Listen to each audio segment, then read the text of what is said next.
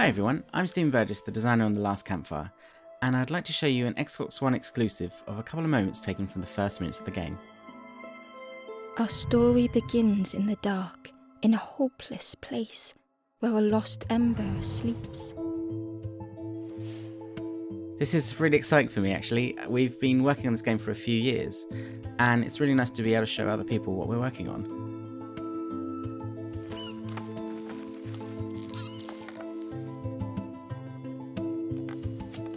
This is Ember, and somehow they've become lost.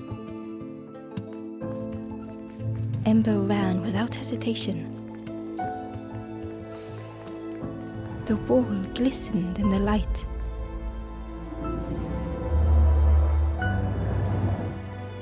The painting glowed, reacting to Ember's presence. It showed a moment from the first Ember story. Ember just hoped it would show the way home. What you're seeing now is the narrator. She follows you through the game and fills out some of the backstory as you're travelling and reacts to your actions. It was a relief to find someone else, though the stranger was deathly still. Hopefully you can see that the world looks quite charming, but you'll feel that there's a real undercurrent of darkness. That's what we're trying to get across. Ember froze, almost too frightened to look away, when they noticed a small satchel. I think this kind of charming dark fantasy is something you don't really see that often in games. I really love this moment with Ember. It's the first time Ember's seen a skeleton. Despite that, Ember's first thought is empathy. A little touch on the shoulder to say sorry and pay respect. The satchel felt heavy. Ember looked inside. Inside was a gold statue moulded in the likeness of the first Ember. On the floor was the symbol of a campfire. We've taken a lot of different inspirations for making the game, illustrated books and movies like The Dark Crystal or Labyrinth. Something about the door felt wrong.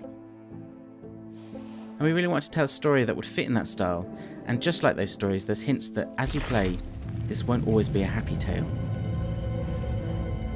Moments like this are down to our artist, Chris Simons. He's our entire art team. Just one man has made all the art and animation that you can see. Ember departed, thinking only of the stranger, now left in the dark. He's put so many beautiful little touches and moments in. I think people really enjoy just taking in all the scenery as they're wandering around. The stairway led to an unfamiliar forest.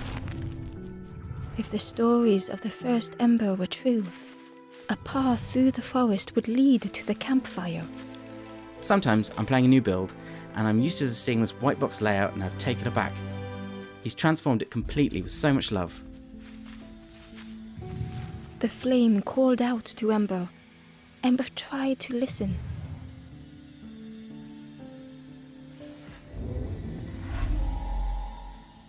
So the cage you see ahead there is a place where Hope has become trapped.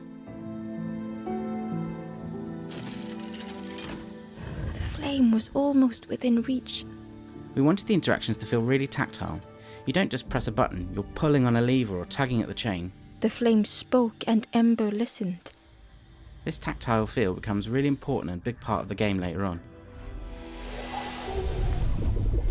Most games with puzzles tend to have a format of a series of increasingly difficult versions of the same puzzle. But for Campfire, we were trying to make it so that each puzzle you encounter feels new or has a unique twist. It's almost like a smorgasbord of all different types of logic puzzles.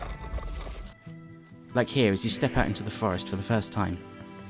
It's a welcome relief to be outside, but then you kind of realise that this forest still might not be safe. And I think they're just understanding that this place they're trapped in is a dangerous one and they might never escape. Finding and rekindling hope is actually one of the big themes at the heart of the game. And learning to appreciate just how fragile that hope can be. As the forlorn Ember awoke, the campfire flickered into life. Well, thanks for watching, and I hope you enjoyed this sneak peek.